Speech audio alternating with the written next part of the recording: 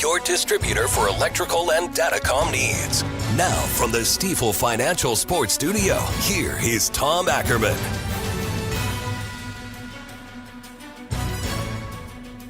We are going to have a heck of a day, folks. It is snowing here in St. Louis, here in downtown St. Louis. They are starting to get the plows out, and they have been working on that this morning. But remember now, these side streets are a mess. They do the thoroughfares, the main thoroughfares in the city, and the side streets are going to be hard to navigate. Bottom line, stay off the roads, especially in this highly populated St. Louis City area, so that these plows can do their work. There's no reason to be out unless you have an emergency or you are expected to be at work or where you're supposed to be. It is not the greatest driving conditions right now, especially the way the freezing temperatures are right now, just sub-zero temperatures here in the St. Louis area. So just be careful out there. If you're in the county, you know what you see, you know how to get around those areas too, and certainly it is snow covered everywhere. I mean, there's no other way around it. So be very careful out there. And if you must be out, again, for emergency reasons, just go slow and keep your distance from these plows because they are out and trying to get everybody ready for tomorrow's morning rush. Joining us is the ESPN and SEC network broadcaster Tom Hart to lead off the show. And boy, what an entertaining one that was yesterday. Tom, how are you? I'm fantastic. I'm cold, but I'm great. Yeah, that was that was a energetic game, and I think, Tom, the SEC this year is so incredibly competitive. That was a great example of how all of these games in the league, higher percentage than any other men's college basketball conference, more games in the SEC come down to the wire in the last possession than any other league, and that makes for an exciting brand of basketball. No question. Trent Pierce hits the three from the logo to send it to overtime. It was a perfect shot, too. He squared up. He did exactly as you're taught, hand in the cookie jar, follow through, and bang, he drills it. And then in overtime, Mark Mitchell fires a bullet into the net, just beautiful, ridiculous at the same time shot from Mitchell off the inbound pass. He takes it and scores, and Missouri wins the game 88-87. Just absolutely thrilling. Before anything, though, let me ask you, up until then, who had played a better game, do you think, between Missouri and Oklahoma, two longtime rivals going back to the Big 8 days? Gosh, that's a great question. I mean, they're so evenly matched, and Oklahoma has now lost 6 straight games, but I don't think their record reflects their talent. Porter Moser is an amazing coach. Of course, he took Loyola of Chicago to the Final Four in 18. I think it was dead even. I mean, Oklahoma's got a really good backcourt, and they have a forward named Tay Davis who did a great job defensively on Missouri's guards. He's got really good length. And Theo Barrett, by the way, from Missouri, who's an Oklahoma kid. He's from Oklahoma City. His mom played soccer at OU. Got his first start of the season, and he played sensationally throughout the entire game. So I'll just go by the numbers, and they said it at the end of regulation because we went to overtime that it was a push. I mean, I didn't think, Tom, sometimes you get those games that are, oh, my gosh, we outplayed them, but they made a couple lucky shots or the ball bounced their way. I think that was a dead even contest. Yeah, what a game it was, and what a finish at the end of regulation and at the end of overtime. I mean, Mark Mitchell, for my money, is one of the best players in the country. 25 points, 10 rebounds, 4 assists. He leads in all categories. It's fitting that he sends them to the locker room victorious, Tom. He came over after the game, and we were getting ready to do the post-game interview, and he said, man, that felt good. I needed it, a little atonement after what happened earlier, because towards the end of regulation, he got a great look on the baseline from about 5 feet away and missed it. And you're right. He's one of the best players in college basketball. And my partner John Sunvold said this on the broadcast, he's the most dependable player in the SEC. You know what you're going to get from him every night. And Mike White, the Georgia coach, had told us earlier in the week that even on his bad nights, he has a terrible night, he's going to give you 18 and 6. And that reliability is something that coaches absolutely adore in their great players. He played really well throughout the game. I thought Oklahoma made a couple of mistakes on that last play. Number one, they didn't turn him. He received the inbounds pass, and he was just full head of steam and went right down the right side, and nobody got in his way. Nobody was able to turn him around. But we've seen what can happen if you're a Missouri fan at 4.8 seconds. Hello, Tyus Edney. And that's how much time was left on the clock when Mark Mitchell got the inbounds and then screamed up the court. We know it can happen quickly. Absolutely. Tom Hart is with us. Last thing, Tom, I was so impressed with Dennis Gates, how he came back and beat Florida after getting annihilated by Illinois in the bragging rights game. They had a long time to think about that, but also to prepare, and they beat Florida. But what do you make of the team? They're 4-3 in the SEC. Just for those who haven't been following along as closely, won at Kentucky, lost at Ole Miss, won at home against Auburn, lost at LSU, and then the close loss at home against Georgia. Now this one. What kind of a team are Tigers fans dealing with here? I've seen them at their best, I think. So I don't mean to look at it through gold-colored glasses, but aside from the Kansas loss, which I saw in Kansas City, and that was a bit of a no-show, and we all know what happened with the Illinois game. I had them at Lexington. I had their win against Florida. And by the way, the value of that Florida win just keeps going up because the defending national champions continue to win. I was here for the Georgia game on Tuesday, which was a last possession game, and then this one. I think they're showing more consistency, and they're doing it by getting the right guys on the floor. Trent Pierce, of course, he hit the big one last night, but he's such a threat at 6'10". You saw the form. He's a great shooter. He can be an elite shooter, and with that size, he goes right over the top of people. But getting Jaden Stone back, which happened right after the Illinois game, and getting him back and being a leader and being a scorer and a go-to guy has made a monster of a difference for this team. They still make a lot of mistakes. Some of the personnel don't fit great together. But when they have their best offensive lineup on the floor, which they had at the end of the game, that can produce points with anybody. And I'm just curious to see if going forward, because they got a tough stretch of games coming up, starting with Alabama, does he try to turn the tempo up a little bit and become more of an offensive team and maybe take some risks on the offensive end at the cost of having a better defensive team out there? It's a tough league, and they've got to find a way to continue to win close games, 1-for-1 and one possession games this week. Tom, great call yesterday. It was awesome. Really entertaining game. Appreciate you joining us on KMOX as always. If it's a big game, I want Tommy calling it, and I want him on KMOX if we can get him. I appreciate you. It's so nice of you. Thanks, Tom. Stay warm today. You too. Tom Hart, SEC Network and ESPN. He had the call yesterday on ESPN too as Mizzou beat Oklahoma in overtime on a buzzer beater, 88-87. When we come back, the voice of the Illini, Brian Barnhart, they had an even better win. They went into West Lafayette and came out with a W with an historic performance by their freshmen. Back in a moment on Sports on a Sunday morning from the Stiefel Sports Studio.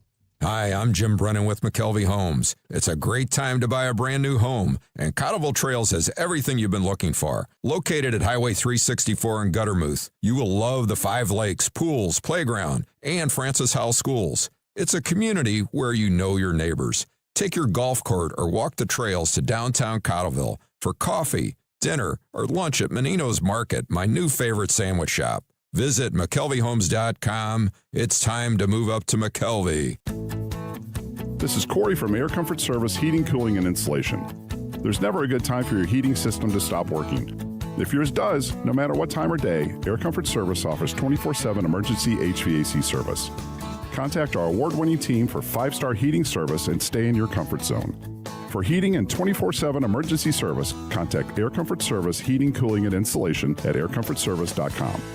That's aircomfortservice.com. My name is Whitney Allen. I am a widow. My husband, Ryan, died. We never thought in a million years we'd have to use life insurance. The unexpected happened. With Ethos, it is so fast and easy. It's 100% online. You can get a quote in seconds, apply in minutes, and get same-day coverage. No medical exams, and you can get up to $3 million worth of coverage through Ethos. Get your free quote at ethos.com/radio. That's ethos.com/radio. Time spent on application may vary. Online health questions required. Let's go!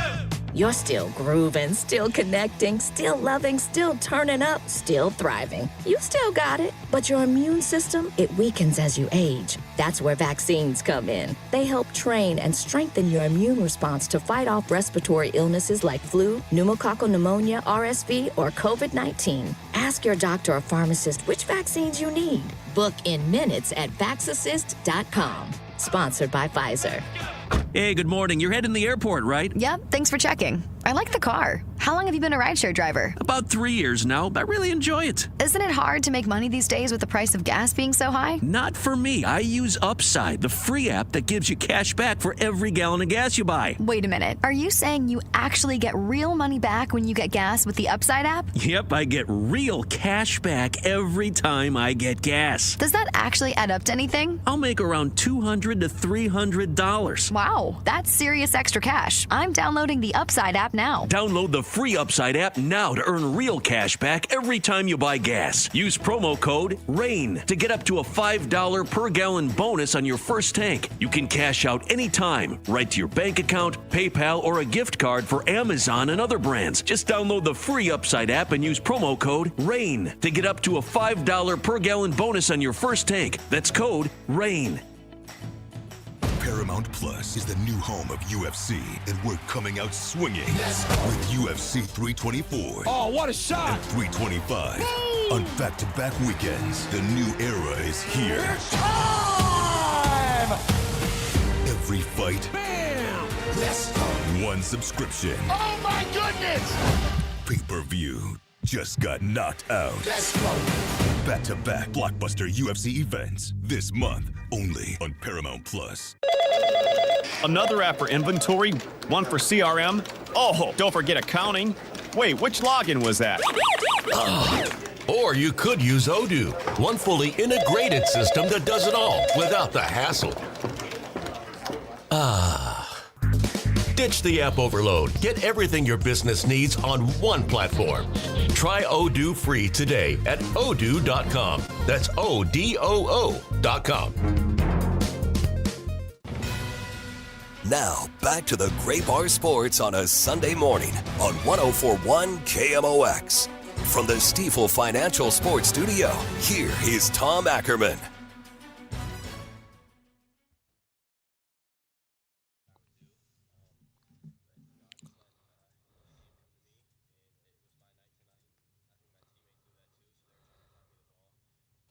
Wow, Keaton Wagler, what an incredible performance by the Illinois freshman. Joining us after an 88-82 win at Mackey Arena. Number 11, Illinois. They're going to move up tomorrow. You can be assured of that.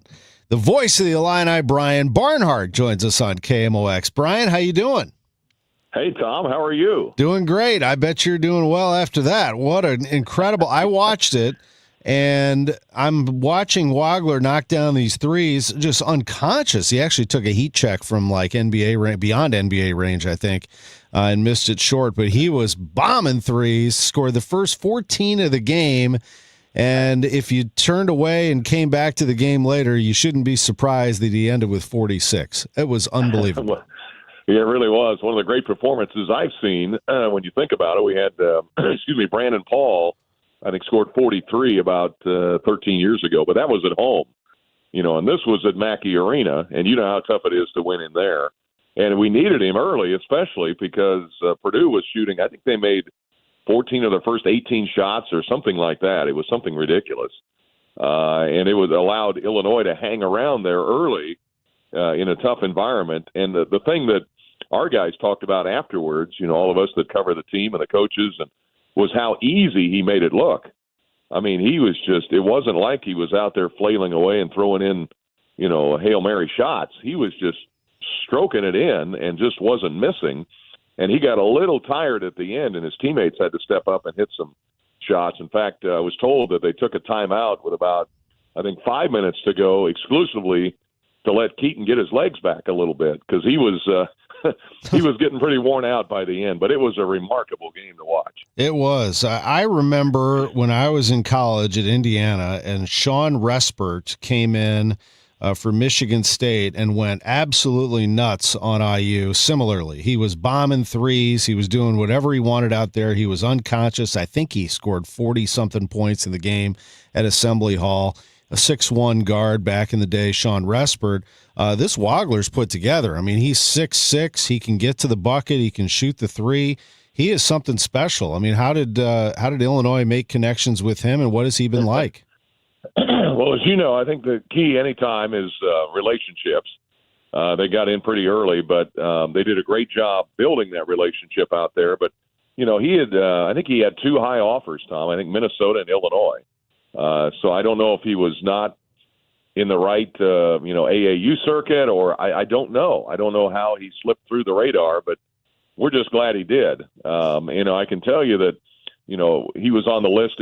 Brandon Lee's another freshman, and David Mirkovic coming in from overseas. And, there were some people talking about the young players, but we started hearing in the fall out of, practice that wait till you see this Wagler kid. He's really doing special stuff. And you're like, really? He's just a freshman. We didn't hear that much about him, coming out of high school. And, he had, and you kept waiting. We've had other freshmen early in the year that have flashed and then kind of hit that freshman wall, as you know, Tom. And he just never has. I mean, he looks unflappable. He never gets rattled. He plays with not cockiness, but confidence. And just explode. All of that came together yesterday at Mackey Arena in one of the, the second highest all-time, tied with Andy Kaufman for the second most points in a game ever, and he blew away several freshman records yesterday as well. Boy, Kaufman used to light it up too. Shawnee Mission Northwest for Wagler. That's Kansas City. So KU misses out, Mizzou misses out, and Illinois it cashes in on Wagler. He is special, but this Illinois team is special. I mean, I've been saying it all year, Brian, and I'm sure you have. They are a legitimate Final Four threat. They're currently in a three-way tie for second place in the Big Ten with Michigan and Michigan State. Nebraska leads the way right now, still unbeaten. I mean, what has Brad Underwood done roster construction-wise to have this special team? I think this might be his best one. Well, I think it could be, yeah, and it's you're right. I think just the ability of he and his staff, Jeff Alexander, Orlando Antigua, built their relationships overseas with the guys from the Balkans, certainly. And they've done a great job with that. The positional size, ability to score, this is the number one now. It was yesterday. It was 1 versus 2 in offensive efficiency, Illinois against Purdue. And that's the kind of team I know that in this day and age, Brad loves to have. You got 2 7-footers who, not only can be rim protectors, especially Zvonimir Ivicic, but they can stretch the floor and they can shoot threes. And it's kind of a Rubik's Cube mix and match kind of team. You can, if this isn't working, you can play the 7'2" guys together. They've even pulled out a little bit of zone, which has been rare under Brad Underwood. They've mixed that in a little bit. Even without Kylan Boswell, Stojakovic scores 30 the other day. It's not just one guy. It's a really versatile team, and they have the ability, and Brad talks about this all the time, what can you do when the ball isn't going in the basket, which doesn't happen a lot for Illinois, but in games where they haven't shot it great, they've played great defense, or they've won the battle of the rebounds by a wide margin. And that helped them yesterday against Purdue. They had a huge margin in rebounds and offensive rebounds during that game. So it's a team that is versatile. It's deep. They can do a lot of different rotations and try different things, and I think that's what makes them so dangerous. And really, Tom, the Missouri game, because we had lost to Nebraska, remember? That was the last loss at home. And Nebraska's really good, but we didn't play very good defense that day. And Brad had a stretch with the Missouri game in there, about the only game in about 12 days. And they went to work on defense in practice and emphasized it. And if you look at their numbers defensively since the Nebraska loss, it's off the charts, what they've done defensively. So they had trouble stopping Purdue early, but Purdue's really good on offense. But the combination of those two being very top, and there's a lot of metrics out there, as you know, that you can get busy with, but they're at the top of the nation in offensive efficiency, and I think top 20 in defensive efficiency. And when you look at Final Four teams, those numbers are where you have to be to make a run. Absolutely. I remember that loss to Nebraska and thinking, oh, this is not good for Missouri. This is really, really not good for Mizzou. They're going to be ready to go for that game. He will not be pleased with that, and they shut it down. And they've been great, and you're right. I mean, Purdue's excellent. Purdue's an excellent team. That is a very, very difficult place to play, and you got the win, and now who knows what's ahead for you. I mean, Washington is your next game. You got that game at Nebraska on the 1st that everybody will circle. That's going to be fun. You still go to Michigan State. By the way, I should mention that I do have the assignment with Compass where I'm going to have the Indiana game on the 15th. So I'll be knocking on your little spot there to ask you how you see this team. I can't wait to see you in person on the 15th. Well, that'll be awesome. Yeah, that'll be great. And I know a lot of national broadcasts start rolling in January and February usually. So we'll be thrilled to have you, Tom. That'll be great. And it'll be fun to watch this team play because they do still have, and Purdue ran into this a little bit, we still have the trip to USC and UCLA yet in the middle of February, and that was not easy for Purdue. They wound up splitting 2 games out there, so they got to get through that too. But you're right, at Michigan State, at Nebraska, those are huge. But if you're going to win a Big Ten title, you got to win a game like you did yesterday to keep yourself right there with the leaders, and Illinois is certainly in that upper tier of the Big Ten. That was a tremendous win. Congratulations to you and everybody there on a great call as Illinois beats Purdue 88-82 in West Lafayette. Brian, it's always great having you on KMOX. Thanks for doing it. Well, you're very welcome, Tom, and congratulations to your Hoosiers. I appreciate it. Football. Still glowing, my friend, still glowing. I bet. We'll catch up soon. I appreciate that very much. Brian Barnhart. Such a kind, great friend to the radio station for many years. The voice of the Fighting Illini. The Billikens will be with us. Josh Schertz on Sports on a Sunday morning from the Stiefel Sports Studio. You know Gray Bar for electrical parts, but there's one more thing you may not be thinking of us for that can help maximize your next project's total value. Our pre-project planning services are designed to help you win the bid, save on labor costs, and keep your installers productive across your entire build. The sooner you call us, the better. Because when we're there from the beginning, we can anticipate your needs and help you solve problems before they become problems. Yep, Gray Bar does that. This is John Pertzborn with Ben and Gentry for HeatUpSt.Louis.org. We're the Golden Boys! For the 26th Rise and Shine benefit. It's Friday, February 13th. Your lucky day to volunteer. Or buy a sausage or egg biscuit for $1. At participating area Hardee's. It's HeatUpStLouis.org to also pre-order. That's HeatUp, STLOUIS.org. Put the biscuits down, Ben. Oi! St. Louis has a voice. KMOX, the voice of St. Louis. That voice has shared our stories from headline to history. This is Harry Carey from the beautiful new Busch Memorial Stadium. From moment to memory. The chase is on. Among those voices, Bruce Bradley. I felt better when Jimmy Carter was president, knowing that Rosalind Carter was around saying, "Now, Jimmy." Working at KMOX is an honor and a responsibility to represent this community. It's one we take seriously. KMOX, the voice of St. Louis. KMOX Weekend at your service. Sponsored by Air Comfort Service, Heating, Cooling, and Installation. I'm Dave Glover, and I see clearly now thanks to the doctors, Dr. Greg Birdie, Ranjan Malhotra, Robert Brusati, and Andy Royer. You can too. Just go to youridoc.com. Discover how you can make unforgettable memories with a home equity line of credit from Royal Banks of Missouri. Whether you're dreaming of a winter family getaway, planning your next home renovation project, or considering an investment in your education goals, a home equity line of credit is a flexible and convenient option to fund life's most memorable moments on your schedule. Our local bankers are here to help you achieve your short and long-term financial goals. Call 314-212-1500. That's 314-212-1500. Visit us online at royalbanksofmo.com or stop by a Royal Banks location near you for more details on how you can tap into your home's equity and get the most out of its current value. Investing in our communities, one client at a time. Royal Banks of Missouri, member FDIC, and equal housing lender.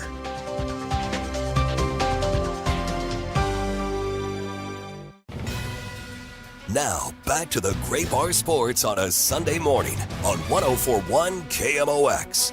From the Stiefel Financial Sports Studio, here is Tom Ackerman. Behind the back pass to Sharma, fadeaway three. Oh, instant Sharma. Are you kidding me? Bang, instant Sharma is going to get you. Left corner three, Sharma, bang. Ish, got another one. Rammer with Earl giggling in the background on KMOX. A win for SLU. They knocked off St. Bonaventure, and it was a heck of a win, 97-62. The head coach of the Billikens is Josh Schertz. I love those calls so much. And, the other thing, we were just talking about Keaton Wagler and just raving about the fact that he knocked down 9 threes yesterday for Illinois at Purdue. That's how many Sharma had. 9 threes for the Billikens guard. Amazing. Yeah, how about that? Keaton was obviously, ironically, a guy we thought we were getting here. So coming out of Kansas City, but what a great player he is, and what a great game he had yesterday. But how about Ish? 29 points in 24 minutes, 9 made threes. We've seen it a number of times in practice. He's obviously shot the ball well. I mean, he's had 5 threes in a game, I think, a couple times this year. But we've seen those, ignitable days where when he gets going, man, it's unlike anything I've ever seen in terms of he can string, 8, 9, 10 in a row in live play, which is just so hard to do. And then the degree of difficulty wasn't like he was, out there playing horse. I mean, he's flying off stuff and body moving and he's able to flip his hips and, the ability to shoot off movement and how quick the release is, and then being 6'6" doing it. There's a lot of factors that go into it, but he's a special player, and great to see him, get going like that. He had 29 points. You can just see the confidence every game in which he plays. He loves taking that shot right in front of you, in front of the bench, a little Steph Curry-like, sort of on the run. Now, I see him all the time when I get to the arena about 2 hours before tip. He's the first one out there shooting every time. He's always out there shooting, but I don't see him practicing that one. That's a heck of a shot. No, he works on. I mean, he is unbelievably consistent in the invisible spaces. In terms of what he does. I mean, the work he does in the invisible spaces, and the stuff I see, and I'm sure there's a lot of stuff that I don't see.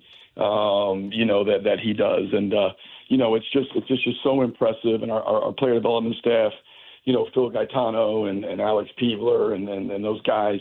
I mean, they're working on, the movement shooting, and, it's a huge part of what we do offensively. Gibson, Jimerson was somebody last year who got really good at doing it, flying off stuff and flipping his hips. It's not natural for guys, but some guys can do it, and we're lucky. We have 3 guys that can really do it at a pretty good level. When you look at Ish, you look at Trey Green, you look at Brady Dunlap. All 3 of those guys are capable of flying off, and those shots, as you said, they're a very high degree of difficulty to be sprinting full speed and be able to turn your body. But I don't think I've had anybody do it as fluidly as Ishan Sharma in my career. That was some performance. I mean, under 8 timeout, you're up 40-13 against the Bonnies, and you win the game 97-62. I heard you after the LaSalle game. You were not pleased with how that game closed. What was practice like the days leading up to this St. Bonaventure game? Because it was a short turnaround. Yeah, and I think that's a good point. That I was so impressed with our mental toughness. I mean, you think about that. The St. Bonaventure game was our 4th game in 10 days. If you go to, if you go back to Fordham and you bail out 10 days, we played 4 games in 10 days. We were on the road because of the week-long trip when we went, VCU, LaSalle, and then obviously Duquesne and St. Bonaventure. I think we spent 13 of 18 days on the road, or 12 of 18, something like that. So to have the mental toughness to put on that kind of performance at the end of that time, I mean, the league didn't do us any favors scheduling-wise. And, so super impressed with that. I think, we left the Duquesne game Wednesday. We stayed in Pittsburgh, and really it was a very we don't practice the day after games. We do, neck-up days. We watch film, the game. We installed and talked a little bit about, St. Bonaventure. Mainly we just talked as a team and what happened, why it happened, why we, how'd we get away from our identity? Why couldn't we course correct it in real time? It's not possible to play your best, 40 minutes every game of the season. It's not humanly possible. It's not possible for an individual, not possible for a team, but normally we've been pretty good about course correcting in real time and getting back to our identity pretty quickly. We didn't in that game. And so there was I thought there was great ownership, great accountability. We went over to Pittsburgh University and we walked through the basic game plan for what was going to be with St. Bonaventure. And then we left and we Thursday, we practiced at St. Bonaventure. I thought we had a really spirited, good practice, good preparation. And then we put it on the court, on Friday. And so, it wasn't anything where we, went in and other than, ultimately, the group is very ambitious. They're very competitive.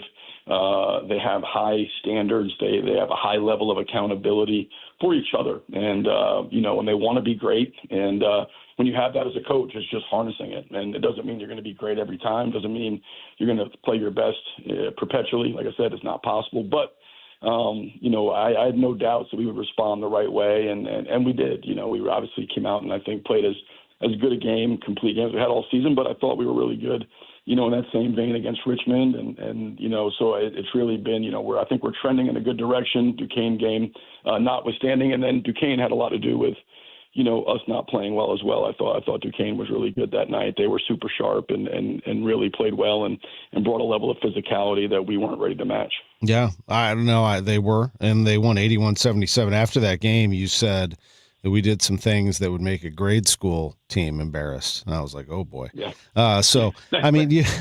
No, there was a comedy of errors down the stretch of how not to play basketball. And, from bonehead turnovers, the insult for the ball, we were fortunate. I mean, look, Duquesne missed a couple layups and a couple wide open threes, and otherwise we'd lose the game, and then it's a different feeling. But I think the guys absorbed, we talk a lot about, like I said, you can't get drunk off outcomes if you're a player or coach. You can as fans, media, everybody else can, the way it generally works is you win and everything's perfect. You lose, the sky's falling.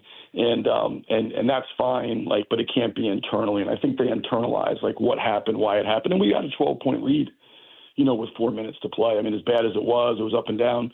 We had a 12-point lead with 4 minutes to play. And we did everything from, fouling, turning the ball over, missing a bunch of free throws. I mean, you name it.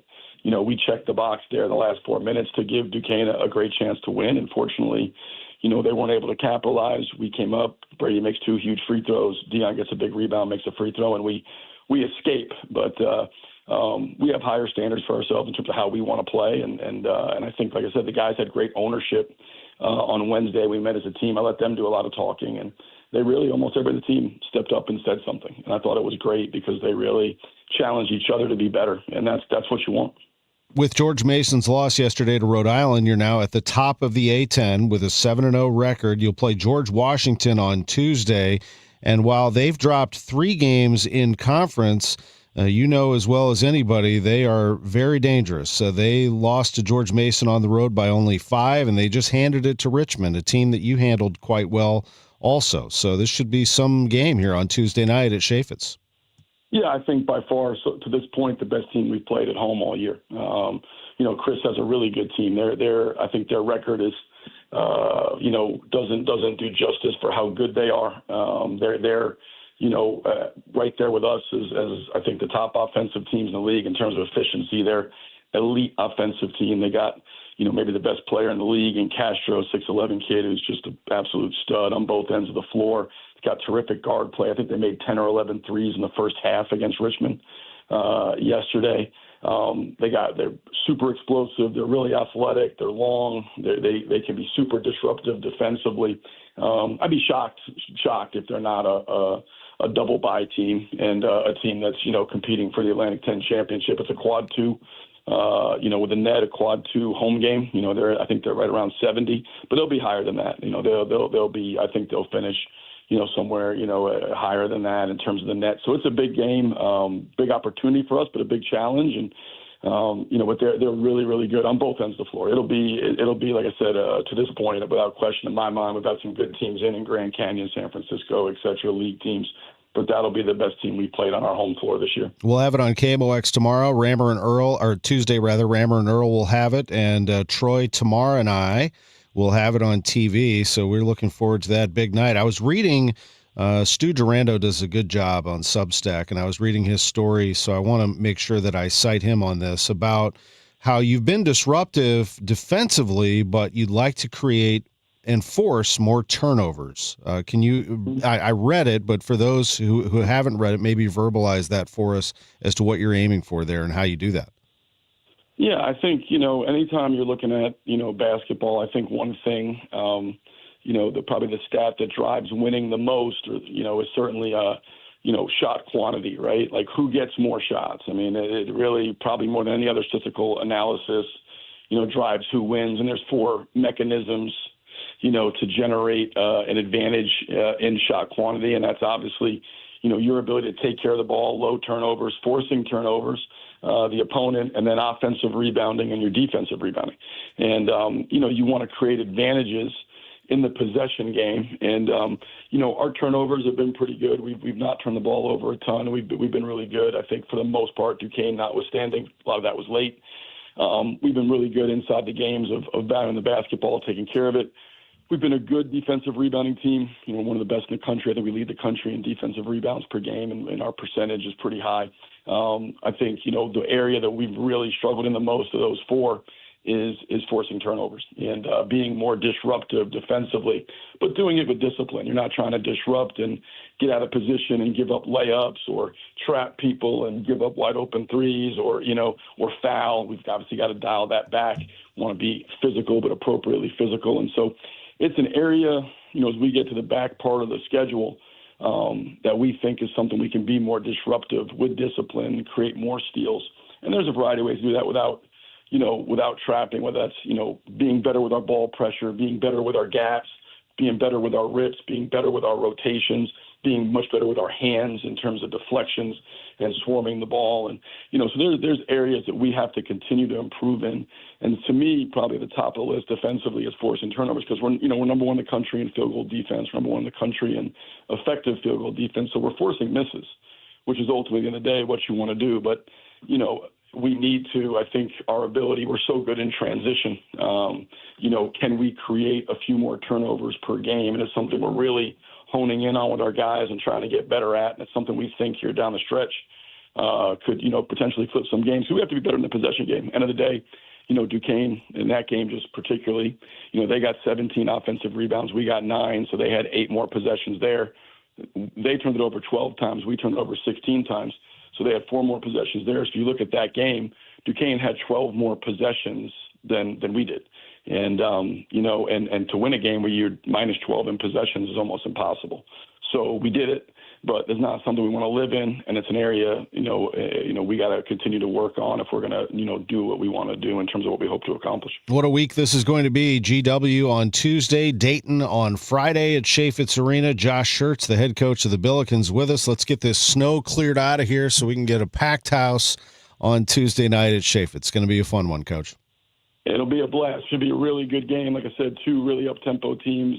I think watching them, all the other 13 teams in the league, they're the best offensive team, hardest to guard, and will be a great game for fans who like good basketball. Should be, like you said, an amazing week. We're welcoming GW Dayton, 2 monster games for us. Hopefully, fans will be turned up and out, and like I said, that place will be rocking. And we know when that place is loud, there's no harder place in the A-10 to play. I know there's some hard places to play, but I would take Chaffetz over any of them when it's turned up. I agree. Can't wait to see you Tuesday. Thanks, Coach. Appreciate it. Thanks, Tom. Appreciate it. See you Tuesday night. Our visits with Josh Schertz, sponsored by Royal Banks of Missouri. That's our Billikens Report. It's 10:45. When we come back, our Blues breakdown on KMOX, and then another hour to go from the Stifel Sports Studio. This is Megan Lynch. 250 doctors go to Ophthalmology Associates. That's why I trust them. Ophthalmology Associates, 314-966-5000 or youridoc.com. Glover here for my friends at Cantor Injury Law. Cantor is local, and we're here doing the work every day. We're right here in St. Louis, and we're ready to fight for you. CantorInjuryLaw.com or call 314-628-9999. The choice of a lawyer is an important decision and should not be solely based on advertisements. Looking on the bright side to this weekend's weather, more time to stay inside and read. St. Louis Public Library's got you covered with millions of books, and you don't even have to leave the house. Their digital library lets lets you download books, audiobooks, movies, music, newspapers, databases, and so much more. St. Louis Public Library partners with me on Facebook on our Book Chat with Debbie Monterey group, where you can get book recommendations, engage with other readers, and watch my latest author interviews. So join today. St. Louis Public Library, St. Louis's original search engine, stlpl.org. Playoff mode is on with FanDuel right now. All customers get a profit boost pack every NFL playoff game day, and that's been going on for a while now. So during the championship round on Sunday, you're going to find a pack loaded with multiple profit boosts waiting for you right there in the FanDuel app. More boosts means more ways to lift up your playoff bets. Pick the matchups you believe in. Go with the underdog. Maybe put together a parlay if you're really feeling it. Personally, I like the Seahawks to win at home. They are favored there. Then you can apply your profit boosts, go after even bigger payouts with FanDuel as the playoffs have been rolling. Go to FanDuel.com/Missouri. That's FanDuel.com/Missouri. Get your profit boost pack every NFL playoff game day. 21 plus and present in Missouri. Opt-in required. Bonus issued as non-withdrawable profit boost tokens. Restrictions apply, including any token expiration and max wager amount. See terms at sportsbook.fanduel.com. Gambling problem? Call 1-800-GAMBLER. Extreme cold weather coming in through St. Louis this mid-January probably. If you're having issues with your furnace, give me a call. If you were told you need a new furnace, without a question, give me a call. You'll be happy you did. We're all the same when it comes to like buying a furnace and air conditioner, just like with pretty much anything else. If you're like me, I want a furnace that heats, and in the heat of summer, I want an air conditioner that works. Pretty much simple. So is a more high-efficient air conditioner or more high-efficient furnace give me more heat, or more cooling? No, it doesn't at all. It gives you the exact same. So with that being said, you need to call me. Bart Inman, one easy number, Missouri and Illinois, 314-293-2600. Again, 314-293-2600, or you can do the online thing, and it's Bart Inman, Bart with a B, Inman with an I.com. God bless. Now, back to the Great Bar Sports on a Sunday morning on 104.1 KMOX. From the Stifel Financial Sports Studio, here is Tom Ackerman. Before we break down the Blues, just a few comments that are coming in here on our Sports on a Sunday Morning comment line, YouTube, X, Facebook. Aaron said he'll be back around 11:30 for Chaim. That's cool. We appreciate that. If you're only here for the baseball, it's totally fine with me. Ed says, good morning from Miami. What's up, buddy? How are you? Dad. Not my dad, but I call him Dad. He calls me second son. I call him Dad. Love Ed Curtis. Love me some Ed Curtis. KT says, hi, it's Sunday, January 25th. Do the Cardinals have someone who can hit 20-plus home runs yet? Yes, they have 3, as I told you last week. Ivan Herrera, Alec Burleson, and maybe Nolan Gorman, 3 right there who can hit 20. Beyond that, your guess is as good as mine. Congratulations to the Hoosiers, says Eric Edgar. I appreciate it, Eric. It was an amazing experience. I loved every second of it. Absolutely has been an incredible run for this team. Good luck to your Illini the rest of the way. I'm a big fan of those Illini fans. They've been good to me through the years. They are, and that is an excellent, excellent basketball team. I mean, really, really good. I see a few little bickering arguments going on in here. Here's Peter. Peter, we love you, buddy. Peter Nydorf. Hope you're staying safe and warm, he said, from the winter weather. I drove down here, Peter, but otherwise I would suggest people stay off the roads. They are definitely not drivable. I'll say what I said in the beginning of the show. Don't go out today unless you absolutely have to. Just give the plows room to do their thing. Not to mention, in case people do get in crashes, we need the first responders to be able to get to them. So if you can, stay off the road. You're doing a great help and service to the community if you do that. So the Blues last night did draw, I think, in the neighborhood of 4,000 fans at Enterprise Center, if I have that right. Maybe more than that is what I heard, probably more than that. But it was a light crowd because of the weather. The weather was rough, sub-zero and snowing, but the fans came out to see the Blues, and the Blues put on a show for them. It just didn't end up the way they like, and they've had a rough year. The Blues lost the game 5-4 in a shootout to the Kings. The Blues got off to a tough start. They fell behind 2-0 in this one, but then climbed back. Dvorsky scored. Shen scored. Dvorsky has 9 goals already. Shen has 10, the captain on a power play goal at 6:30 of the second period. Then Jordan Kyrou scored his 10th of the season as well. He needs more than that, but he was hurt a little bit. 3-2, the Blues take the lead. But the Kings tied it at the end of the second. The teams traded goals in the third period, with Kyrou scoring his 11th of the season at the 17:50 mark of the third period. That was after Trevor Moore gave the Kings a 4-3 lead, and then it was Moore who scored the winner in the shootout after Dvorsky kept him alive in the third round. It was Moore who scored in the fourth round. Jimmy Snuggerud was saved, and that was the end of the game. Darcy Kemper beats Joel Hofer, and the Blues lose 5-4 in a shootout to the LA Kings. Here's Coach Jim Montgomery after the game.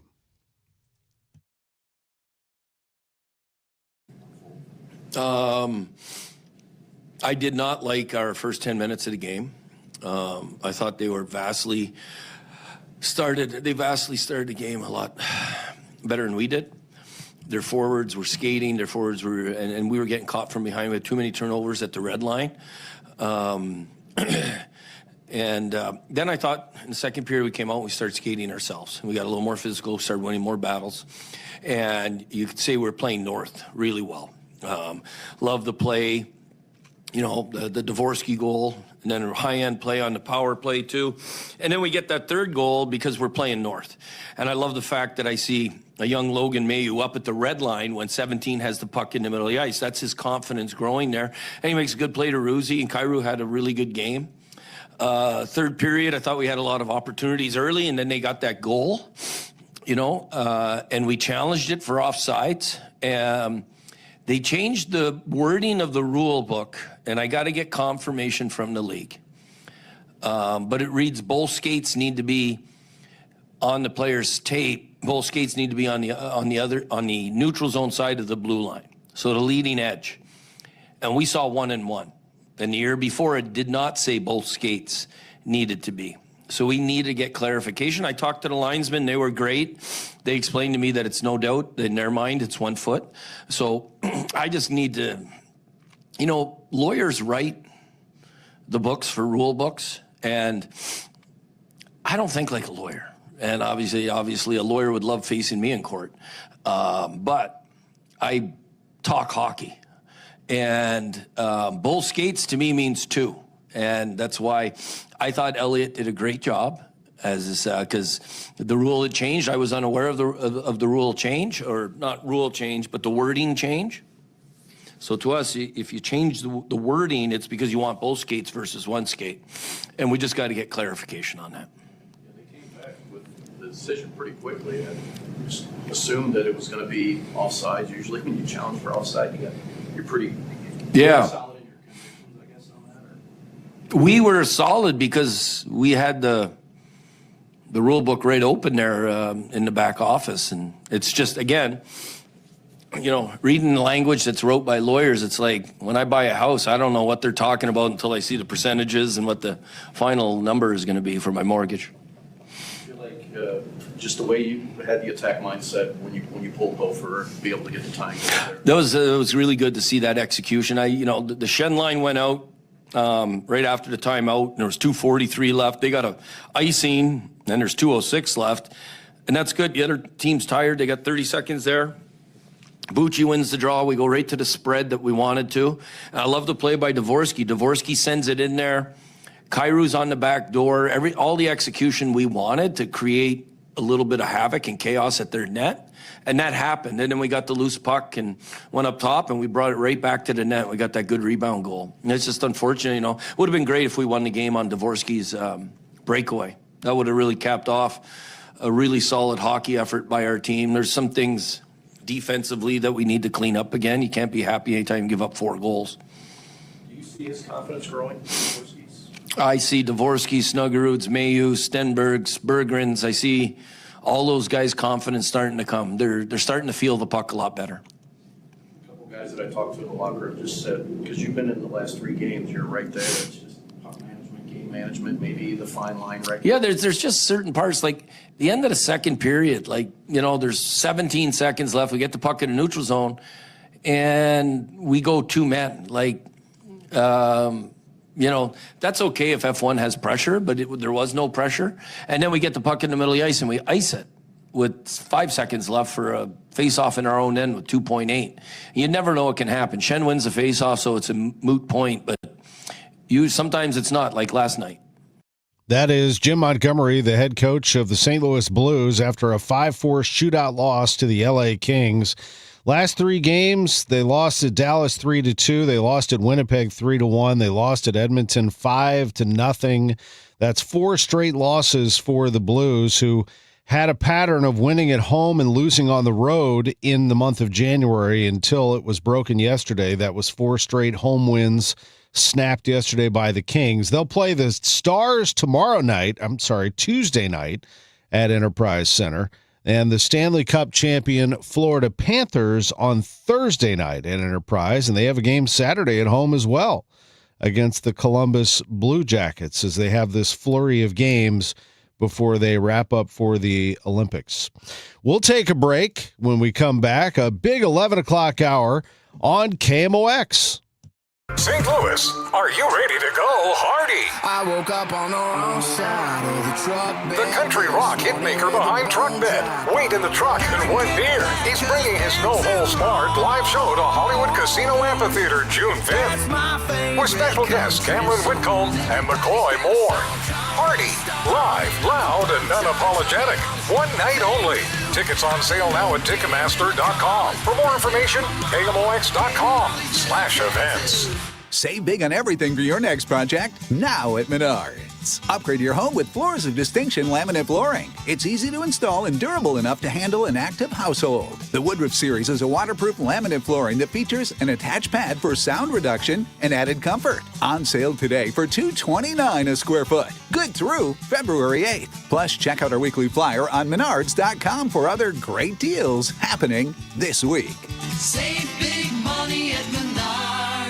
Hey, good morning. You're heading to the airport, right? Yep, thanks for checking. I like the car. How long have you been a rideshare driver? About 3 years now. I really enjoy it. Isn't it hard to make money these days with the price of gas being so high? Not for me. I use Upside, the free app that gives you cash back for every gallon of gas you buy. Wait a minute. Are you saying you actually get real money back when you get gas with the Upside app? Yep, I get real cash back every time I get gas. Does that actually add up to anything? I'll make around $200 to $300. Wow, that's serious extra cash. I'm downloading the Upside app now. Download the free Upside app now to earn real cash back every time you buy gas. Use promo code RAIN to get up to a $5 per gallon bonus on your first tank. You can cash out anytime, right to your bank account, PayPal, or a gift card for Amazon and other brands. Just download the free Upside app and use promo code RAIN to get up to a $5 per gallon bonus on your first tank. That's code RAIN. Let's ring in the new year by finally checking off something that actually matters. Your old videotapes and photos are fading more every year. VCRs are disappearing, and the clock is ticking to save your family's most important memories. Hi, I'm Adam Baselogger. And I'm Nick Mako. We started Legacy Box to help you preserve your memories by converting all your videotapes, photos, and film reels into digital files. And this year, it's easier than ever. Introducing our biggest kit yet, able to hold up to 80 videotapes or film reels or 2,000 photos. It's perfect for big collections. You can even send in old DVDs, memory cards, flip phones, or early generation iPhones. Legacy Box is truly the easiest New Year's resolution you'll ever keep. Just fill your box and send it in. As the world's largest digitizer of home movies and photos, all work is done in the U.S., and we're trusted by over 1 million families. Start the new year right by rescuing the moments you haven't watched in years. Go to legacybox.com/radio for an incredible 55% off. That's legacybox.com/radio for 55% off. The trusted voice of St. Louis. KMOX AM St. Louis, KMOX FM Hazelwood. Always live on the free Odyssey app. This is CBS News on the Hour, your home for original reporting. I'm Peter King, and if there was ever any doubt, today is the day Mother Nature proves it's not always sunny in Philadelphia.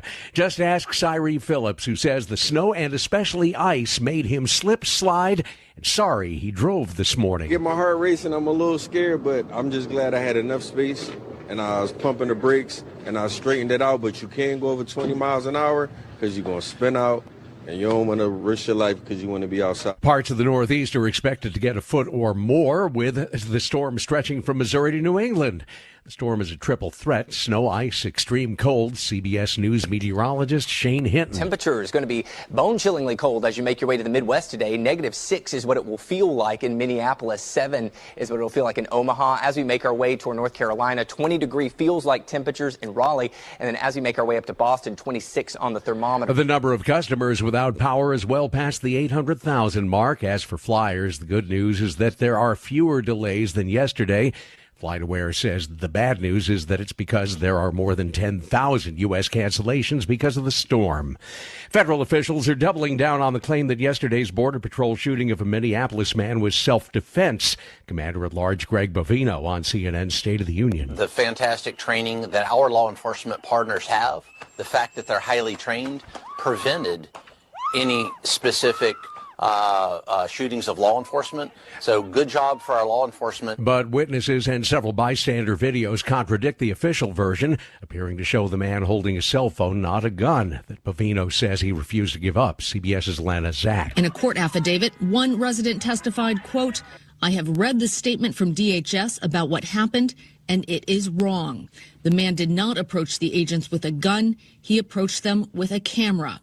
He was just trying to help a woman get up, and they took him to the ground." Just when you thought you've heard everything, would you believe that warnings about exploding trees in Michigan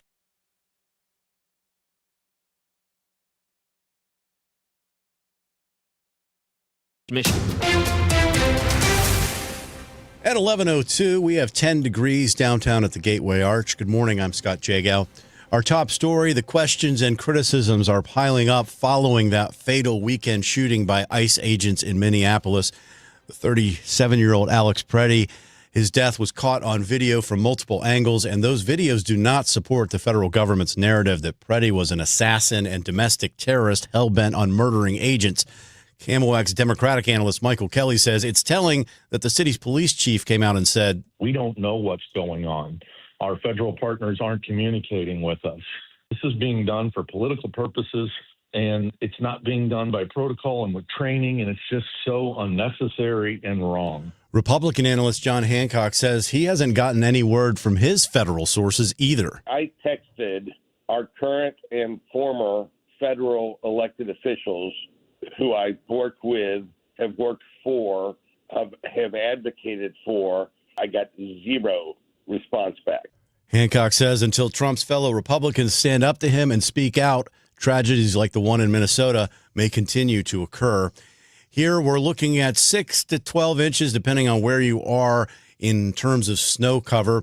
MoDOT crews were out all night. They've been out all morning, making sure the highways at least are somewhat passable. Lambert reporting 136 cancellations this morning, but because of the dry snow, very few power outages, less than 100 in the bi-state.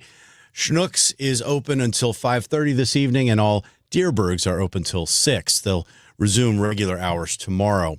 St. Louis firefighters fought a 4-alarm blaze in the 5200 block of Waterman. This was an occupied apartment complex. This is during the storm yesterday. Here's Fire Captain Garen Mosby. Between Delmar and Forest Park, it'd probably be closed for some time. No serious injuries reported. The exact number of residents not known, but the city did send in warming buses to keep the residents out of the storm. Now your weather forecast for the rest of Sunday. Brisk and bitterly cold this afternoon. With snow coming to an end, we'll see those totals ranging 6 to 10 inches. We'll see a high of 15. Then tonight, clearing skies and very cold with a temperature tying the record from 1940. We'll see a low of 7 below zero. Then for the day tomorrow, bitterly cold with plenty of sunshine, a high of 16. And for Tuesday, a little bit warmer with sunny to partly cloudy skies, a high of 30. From the Saliga Heating and Cooling Weather Desk, I'm AccuWeather meteorologist Brandon Buckingham on 104.1 FM KMOX. Thanks, Brandon. It is 10 in St. Peters. We still have light snow throughout the region. It's 9 in Florissant, 10 downtown. I'm Scott Jagow, KMOX News. Now, back to the Great Bar Sports on a Sunday morning on 104.1 KMOX. From the Stifel Financial Sports Studio, here is Tom Ackerman. Great to be with you for another hour. Big hour coming, and we are very appreciative of our upcoming guests, Archbishop Mitchell Rozanski, McKelvey Homes President Jim Brennan, Chaim Bloom, the Cardinals President of Baseball Operations, and Missouri Sports Hall of Fame columnist Bernie Miklasz, all with us here in the 11 o'clock hour. But as we always do, and this will be our second to last one, because this is the second to last NFL weekend. We do our NFL picks. It's the AFC and NFC Championships. Let's roll it, Mr. Young, and get ourselves ready. The NFL Films music rolls in the background. As Denver is the site of today's AFC Championship, actually, it's a little warmer there than it is here. Feels like 26 right now in Denver, Colorado. 18 degrees with some sun. That's the situation they face with no precipitation until maybe some snowflakes around 6, but by then they'll be wrapped up. It's the Broncos and the Patriots this afternoon. Now, everybody knows at this point, if they follow along in the NFL, that the Broncos are without their starting quarterback, Bo Nix. He had a fractured ankle in that last game, and so they're going to start Jarrett Stidham. There is a thought that the Broncos might be able to rally here, even with a quarterback capable of managing a game, but hasn't thrown a pass in a couple of years in a professional game. Doesn't mean he hasn't thrown passes in practice. And if they have prepared well enough, and he's been throwing in practice as the backup for a long time, perhaps they can manage this game against a very good Patriots team. Get the crowd on their side, get Denver into a situation where they are protecting a lead and their defense is playing all out, because they can play. I mean, they can flat out play. As a matter of fact, with this spread at 3.5, you might want to consider it. The Patriots, and the spread is falling. It was 4.5. It's now 3.5. I've seen it go from 4 now down to 3.5. You might consider Broncos plus 3.5. You might consider Broncos money line today. At the moment, it's plus 180. Just throwing that out there. Game number 2.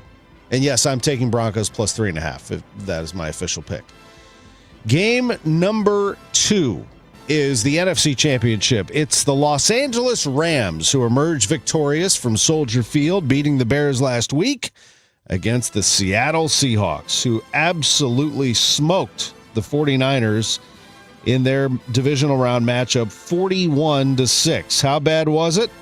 The 49ers had 236 yards, and Seattle had 281. If you looked at that, you'd say, somewhat of a close game. No. This game got out of hand. The 49ers lost a couple of fumbles. The 49ers threw an interception. And the Seahawks just are a great disciplined football team. They only had 2 penalties for 5 yards in that game. And they play very well at home. You think Denver's a good home atmosphere. Seattle's that much better. Seattle might be, along with Arrowhead, the 2 best, 2 loudest. Now, all of that is great, but you got to beat a Rams team that has been playing outstanding football this season. The Rams right now are on a roll, but they've played at Seattle, and they lost 38-37. Tells you 2 things. They certainly can get it moving. They can move the chains, but they will give up points. And Seattle, I have to think, is even better than it was back in that December 18th matchup. They're just absolutely rolling right now. They won 41-6 over the Niners, and I think they will win this game and cover the 2.5-point spread tonight. I think it's going to be the Seahawks winning this game over the Rams. Seahawks minus 2.5.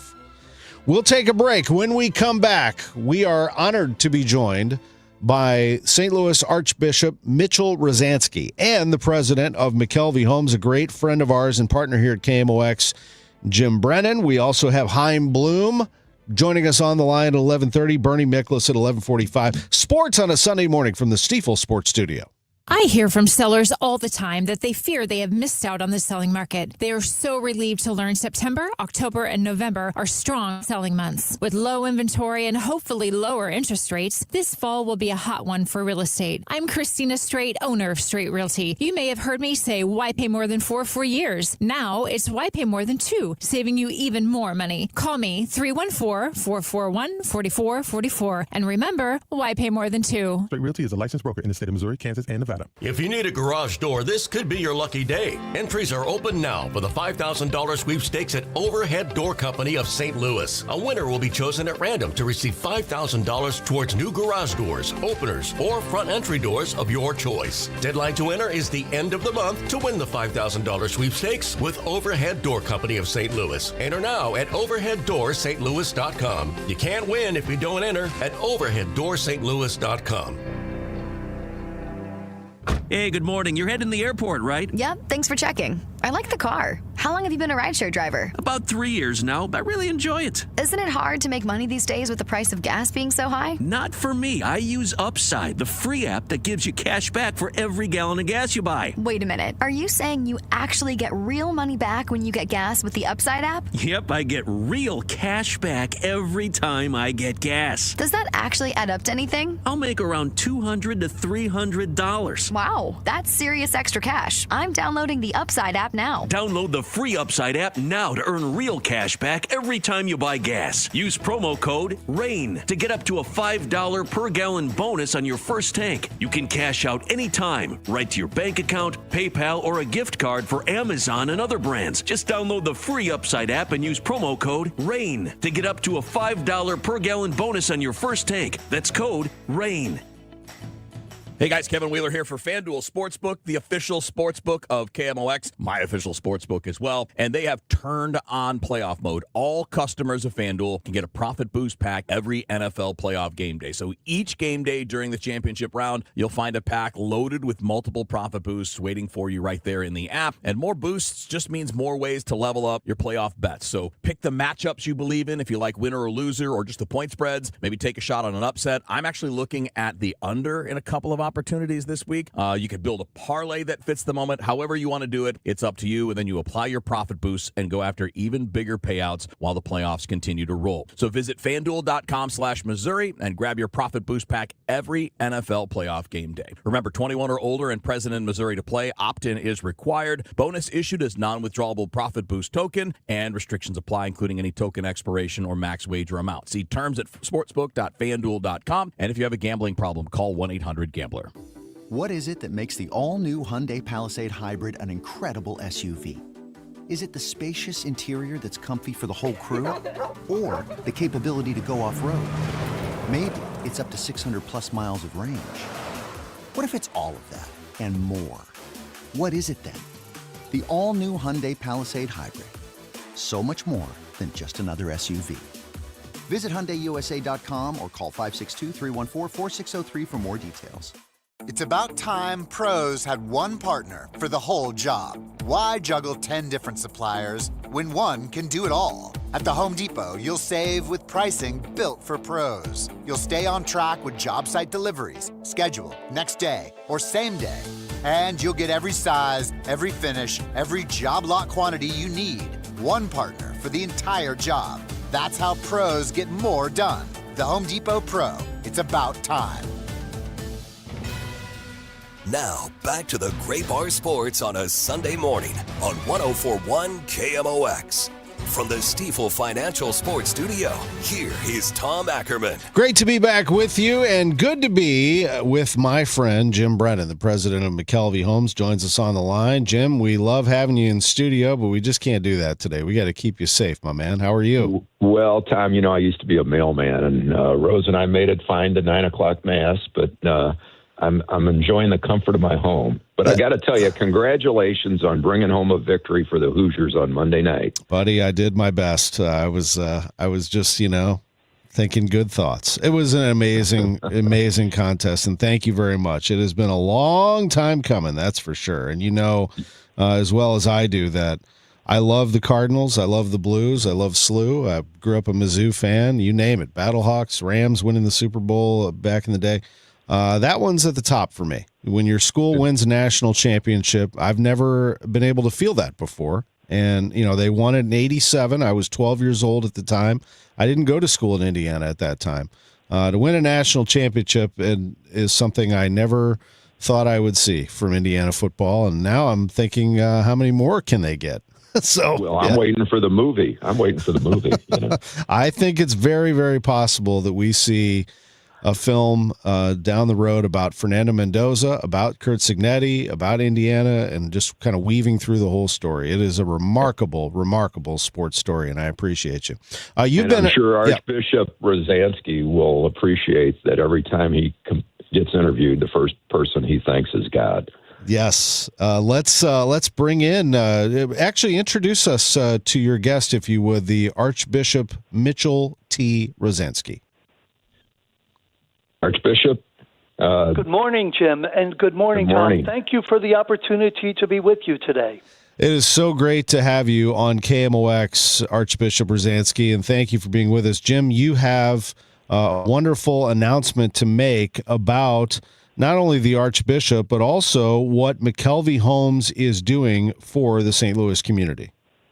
Well, we started a few years ago, Tom, our 125th anniversary. We're the oldest builder in St. Louis, and we started what we call the 1898 Society. For every home we sell, we give $1,898 to a worthy charity. My wife, Rose, says no one should be hungry, homeless, or without health care.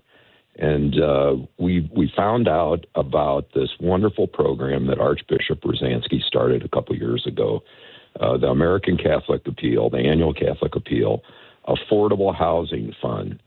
And I got to tell you, they don't ask anybody what their religion is. Archbishop Rozanski tries to take care of everyone and anyone, regardless of their faith. And we are proud to announce that in our fourth quarter, we selected them as the charity, and we sold 29 homes, and I've got a check sitting here that I'm going to be presenting to Archbishop Rozanski for $55,042. Jim, thank you so much. Thanks to you and Rose and McKelvey Homes for choosing the ACA Affordable Housing Fund. Thanks to you. Another big supporter is Ascension Health and so many others who find affordable housing to be a real cause in our area. Thanks so much. What started this for each of you, or either of you? Why did this start, the affordable housing? Well, in 2021, St. Louis Affordable Housing Report Card identified a shortage of 35,000 affordable units for families who were earning below $22,400 a year. And in 2023, we did a study of the social outreach of the Archdiocese of St. Louis, and we found that Catholic parishioners in St. Louis and in the 10 surrounding counties identified affordable housing and homelessness as two of the greatest needs in our area. So we looked at what could we do to start to address these issues, and we came up with the idea of affordable housing, of working with families to get them into homes so that they can build up some equity and have stability in their lives. This is the Most Reverend Mitchell T. Rozanski, the 10th Archbishop of St. Louis. And Archbishop Rozanski, on a day like today, I know that every day is important, but on a day like today with these freezing temperatures and snow blowing all over the place, certainly we think very deeply about people in this area and their needs, don't we? We really do, because there are so many who are homeless. But thanks be to God for those who are addressing that issue immediately, particularly with the snow and the freezing conditions that we're having over this weekend, with having shelters for those who are homeless. But we also thank God for the stability that's given to families, particularly to children, who are able to move into homes and have that stability in their own lives, for schooling, for being able to have support services in the neighborhood, but also for contributing to the neighborhood by keeping up their homes in a wonderful way. Jim, what else should people know about this that you, the Archbishop, and many others collaborated on? Well, Tom, I got to thank you for increasing awareness. Giving money's one thing, but explaining to others out there the importance of supporting these. You know, Rose and I, Anna Brennan's, have been very blessed, and we really think it's our duty to help others in need. And when we heard about this program, you know, there's nothing like owning a home. It is the American dream. And we were so impressed. And I say all the time, it's all about leadership. And I got to compliment the Archbishop for taking a position and doing something about it, taking action. And we are so impressed with what he's doing. Tom, we've never done this before. And, you know, I always put the big announcements on your show. But, excuse me, Rose and I have decided to go back to back. And for the first quarter of 2026, to also contribute to Archbishop's affordable housing fund for every home McKelvey sells this quarter. Wow. Thank you for all that you do, Jim. I really appreciate you, Rose, and McKelvey Homes, not only for being a great partner to us here at KMOX, but all that you do for the St. Louis community. And Archbishop Rozanski, I know that you reflect that and echo that. And if I may ask you as well, just you grew up in Baltimore, very similar, I would say, city to St. Louis in terms of size and geographic economics. What is your hope for St. Louis, Archbishop Rozanski, as we enter 2026 here, moving forward?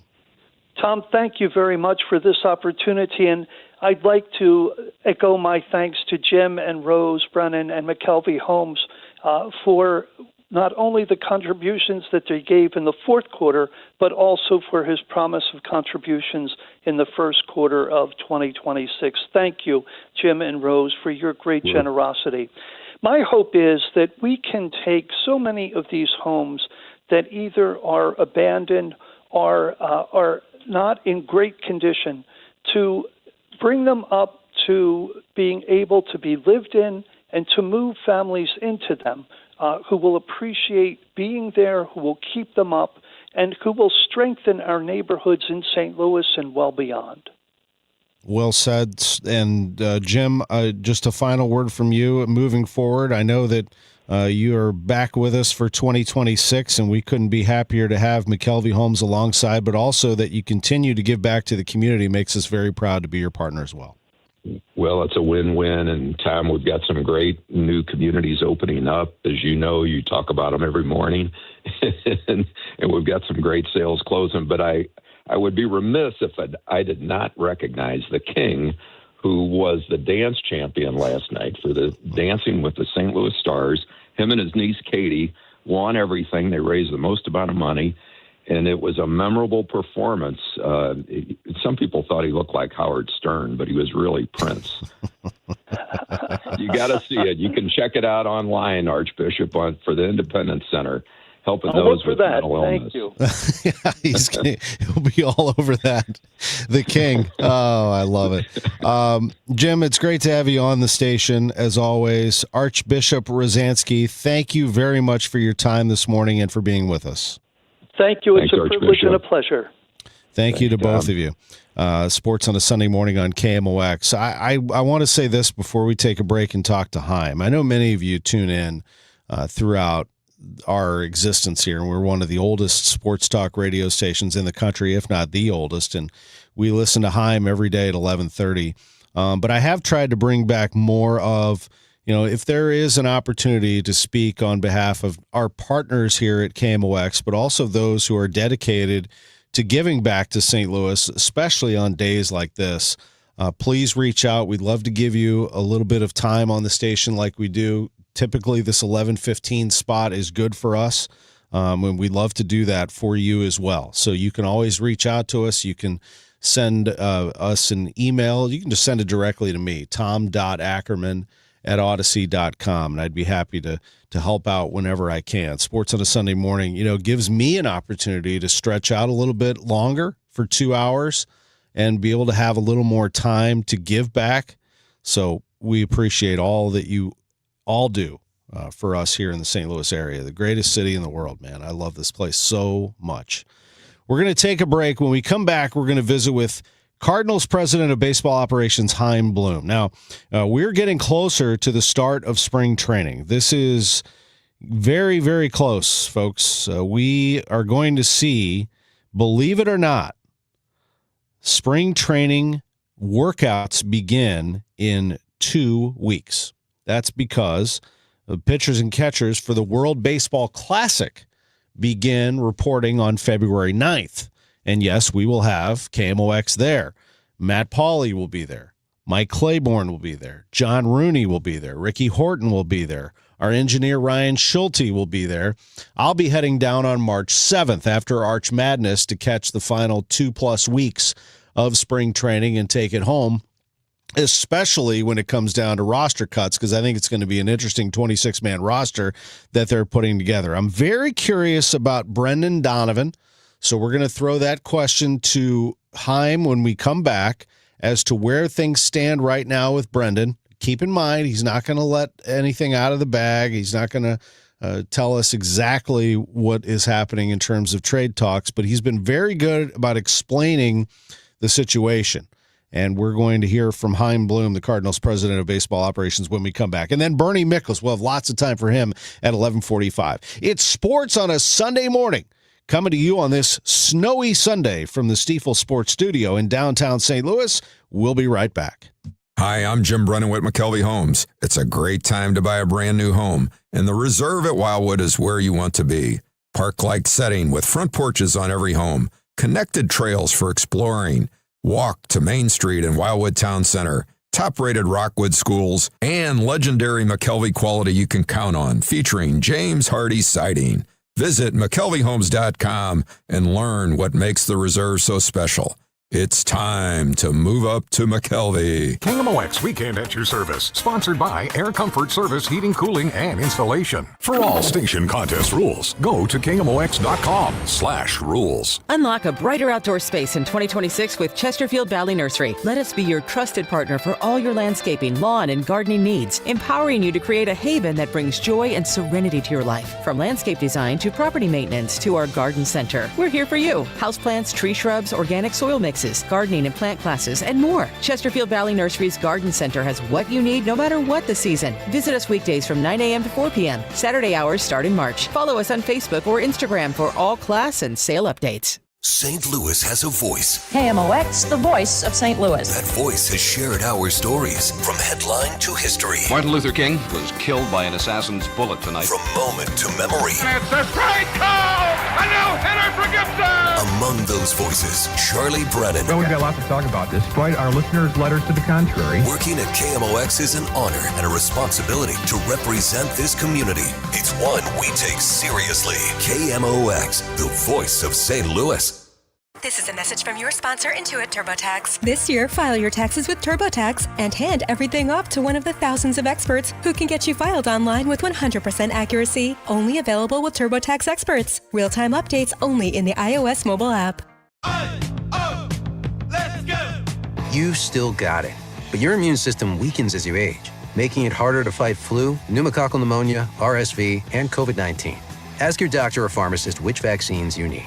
Sponsored by Pfizer. It looks like winter finally has arrived. It's really nice weather we were getting. Been nice if we kept it all the way through, but it's time for your furnaces to start breaking.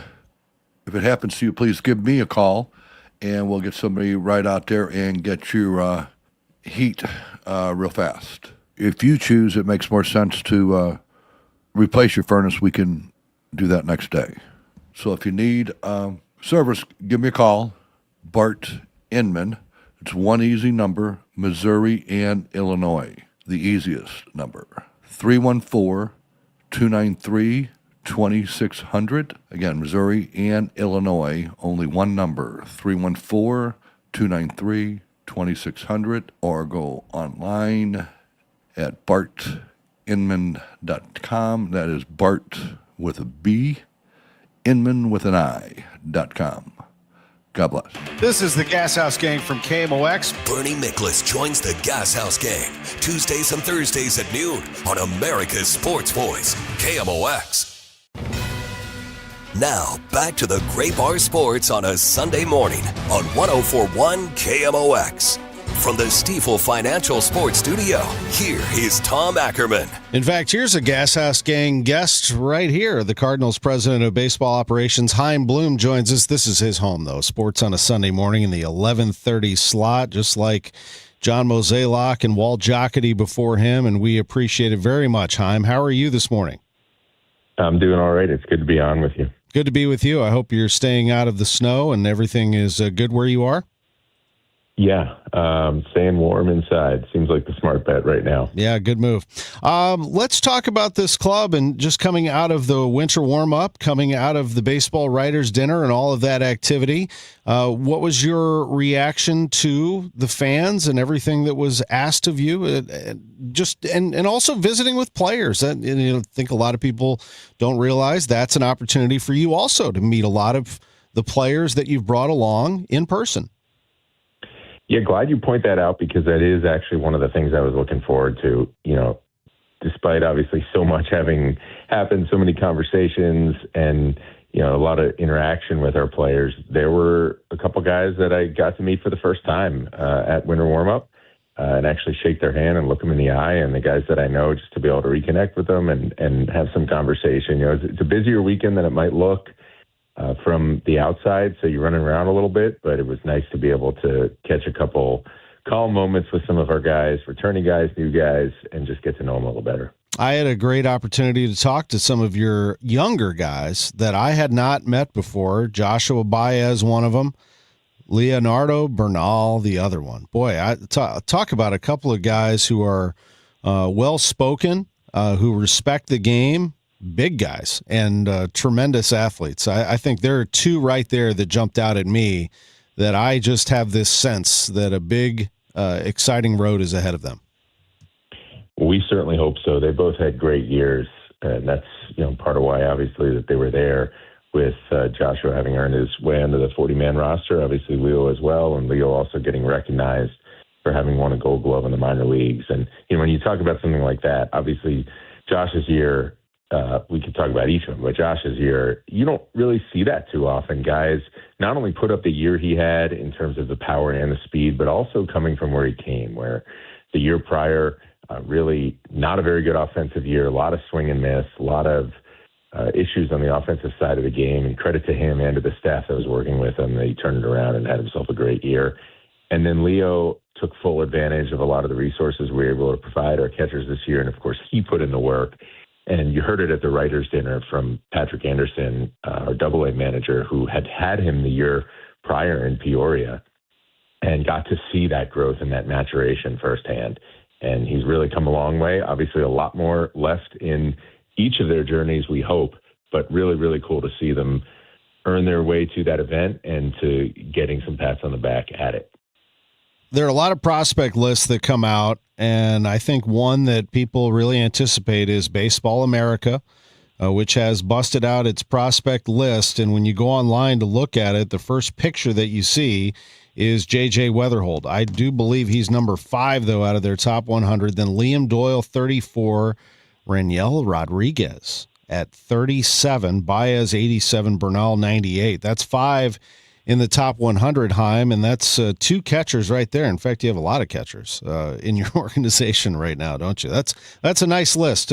What do you make of it when you get high ratings coming back to you like that with your prospects? Well, the reality is you try not to put too much emphasis on it because ultimately, you know, they, as much as we respect the folks that do the hard work over there at those outlets, they don't determine what happens with these players. The players determine it. Obviously, we have some hand in that as an organization. And, you know, sometimes those rankings go, quote unquote, in your favor. Sometimes they don't. However, I do think it's an indicator of what some of those guys have accomplished. And it's really good when we aren't the only ones noticing what they're doing. And, you know, when you think about how Baseball America puts together their list, it's a highly respected publication. They do spend a lot of time. They see players themselves. They talk to a lot of people. So it's really nice to see those guys getting some recognition and well-deserved, as you point out. the catchers, we feel good about the catching depth we have on our big league roster, and you're talking about two guys on that list who aren't even there to impact it yet. So it's nice to have that kind of depth in the organization at a very difficult position to find it. That is, again, Baseball America putting, I'm told that MLB Pipeline might have had JJ at 5 and Baseball America's got him at 3. But at any rate, you got 5 in the top 100. Let me ask you about Yadier Molina coming back. Now, the last time we saw this happen, quite honestly, we didn't see much or hear much of Yadi. What is different this time around? I know we saw him in the dugout with Ollie as he comes in as a special assistant. Yeah, I think just having had a chance to get a little taste of what it would be like to come back last year, from what I saw, I think it really kindled the fire in Yadi. Not that ever went out. I mean, this guy, as everybody knows, certainly knows better than I do. He's a baseball guy through and through, one of the best baseball minds of his generation as a player.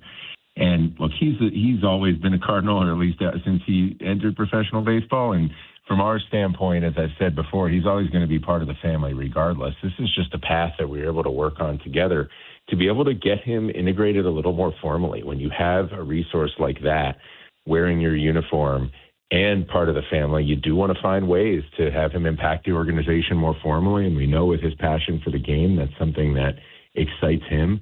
So we were able to put our heads together and figure out some avenues for him to do that we think are going to be great for him as he moves into this next phase of his career, and also have a chance to really positively impact our organization. Chaim Bloom is with us, Cardinals president of baseball operations. I've asked you in the past if you were in any rush to make a move, and you indicated not really at this point, still evaluating the trade market. I know the name Brendan Donovan comes up a lot. People ask you about Donnie. Where does it stand right now just in terms of your feelings about Donovan, the market for Donovan? I don't know how much you can go into about Donnie, but when I ask about moving along in the trade market, certainly I'm referring to Donovan, who gets mentioned a lot out into the media. I'm just curious kind of how you feel about the whole situation. Yeah, and those mentions are obviously understandable, both given just where we are and some of the things we've been doing, and also obviously the player, the person. Everybody's heard me say all the wonderful things that I have to say about him, and none of those obviously have changed on field, off field. He's everything you'd want to have in your uniform, and that's why we're placing a really high value on him, and also doing our jobs and listening. When it comes to the market, it's been interesting the way the offseason has gone, where you kind of have seen this more recent flurry and a little bit of a late flurry, where it's usually not around winter warmups that some of the biggest offseason signings, and then the week to follow some big trades happen. Every offseason has a little bit of a different pace. This one has had some periods of high activity and then some periods where it feels like you're sitting around waiting. Look, if as much as we want to keep our ears open, we also want to make sure we're doing right by the organization. In this case, if we were to contemplate something with Donnie, obviously we'd put a pretty high price tag on it, given all those things that I said about the player he is and how much he means to us. Certainly not something where we're necessarily looking to do it. Again, just us being responsible and doing our jobs, especially given where we are and all those goals that we have over the long haul. All that said, as we get closer to spring training, you don't want to let this drag on one way or the other. We don't want uncertainty or a lack of clarity hanging over our camp. We've, I think, done a nice job this offseason, obviously bringing a lot of clarity to our situation and removing some of those barriers that keep focus away from what matters most and focus away from baseball and from winning when we get to spring training. So certainly we'd like to do that. I'm not really someone who believes in coming out and making big pronouncements as far as deadlines or anything like that, because I think we're mostly just fooling ourselves, because you never know what's going to happen day to day. But certainly, to the extent that this is bringing a little bit of a lack of clarity, it's not something we want. Again, not something that we are proactively out there looking to do, just us being responsive to interest in our players as we would with anybody. That's very helpful just to sort of paint the picture in the situation that you're in right now. And we've talked a lot about a right-handed bat too. Versatility would be a plus for that right-handed bat. Does it need to be an experienced major league veteran bat? Not blocking anyone's progress necessarily, but somebody that could fit right in and be that voice that you could lean on at times. I wouldn't say it has to be. I do think there's some value to having exactly what you described, especially as, we have moved some key veteran presences out of that room. You want to make sure you have guys that your young players can lean on. But of course, also, as we look around, I've said it all winter. I think we've been able to do it on the pitching side where, first and foremost, we want to make sure that we are just stacking as much young talent as we can together, because we know that ultimately that group, as it comes together and forms our core, is what's going to help us win. So you really are looking for both. I think they're both nice to have. It's not necessarily an either or, but, I do think it is going to make sense to add some kind of presence on the position player side. I think as the offseason's getting closer to an end and spring training is getting closer and closer, you start to see some of those markets clarifying. Certainly, it feels like the conversations that we've had in the free agent market are at least moving along a little bit. Nothing is imminent for us there, but I do think it's something we'll do at some point. Just one last quick thing that just kind of hangs over baseball. When I think of the economics of the game, I just don't know what the next, I don't know, anybody does necessarily, what the next couple of years are going to look like. I mean, the TV uncertainty right now is one thing, but I just feel like we're entering a very, very important negotiation here between the owners and players. Just your overview of where things stand right now and where baseball is. Yeah, and on some level, it's all wrapped up together in some sense, right? Because everything ties together when you talk about the economics of the game. It's obviously a hugely important topic. It's important to all 30 clubs, certainly very much to us. And you alluded to some of the things that are happening now in the media landscape, which are not hitting every club equally and obviously are out there in terms of impacting us. First and foremost, very happy. We know we're going to be able to deliver those games to our fans. But as far as what it means in terms of everything behind the scenes, obviously all that's still up in the air. There's a lot of issues there.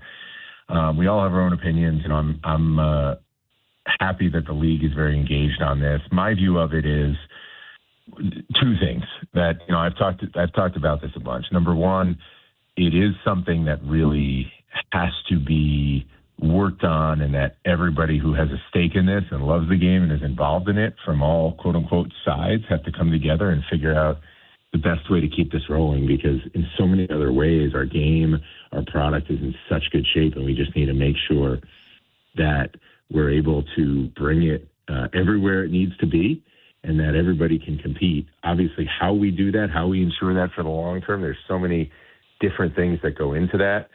For as many difficult things as land on my desk, some mornings definitely wake up, even though I might have some opinions, I wake up relieved that that's not one of them, and a lot of those things are happening well above me, but certainly we're very attentive to them. And we know that, there are some real differences here, and there are some obstacles that might create for a team that's not in a massive market like us. But the other thing I believe is that can never be an excuse. And as far as our baseball operation is concerned, regardless of what we might like to see happen in terms of the larger economic picture of the game, regardless of what obstacles the status quo puts in our way, we just can't be focused on them. That's never been how teams in markets like ours, and it's never been how this organization has won, is by worrying about that. This organization's always won by being creative and maximizing its own circumstances. So as much as you're aware of some of those challenges, and as much as you might have to operate a little bit differently to win in a world that's set up the way this one is, that's our challenge, and we're never going to let that be an excuse. And it's honestly something that's really motivating, in spite of whatever challenges are out there, to make sure we get up and find the way for our organization to do it our way and get back to where we need to be. Appreciate your time very much today, as always, on these Sundays. Have a great rest of your day, and we'll catch you real soon, Chaim Bloom. Thank you. Sounds good, and stay warm and stay safe as you're getting to and from work. You as well. Chaim Bloom, Cardinals president of baseball operations. We'll be back in just a moment. Bernie Miklasz is going to join us. Sports on a Sunday morning from the Stifel Sports Studio. Two legendary bands. One massive night of classic rock. Foreigner, performing the songs that defined a generation. You're as cold as ice. And Leonard Skinner, bringing Southern rock anthems to St. Louis. Foreigner, Leonard Skinner, coming to Hollywood Casino Amphitheater August 6. Tickets on sale now at Ticketmaster.com. For more information, KMOX.com/events. Glover here for my friends at Cantor Injury Law. Cantor is local, and we're here doing the work every day. We're right here in St. Louis, and we're ready to fight for you. CantorInjuryLaw.com or call 314-628-9999. The choice of a lawyer is an important decision and should not be solely based on advertisements. This is Corey from Air Comfort Service Heating, Cooling, and Insulation.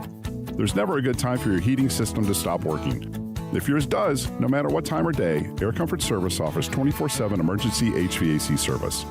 Contact our award-winning team for 5-star heating service and stay in your comfort zone. For heating and 24/7 emergency service, contact Air Comfort Service Heating, Cooling, and Insulation at aircomfortservice.com. That's aircomfortservice.com.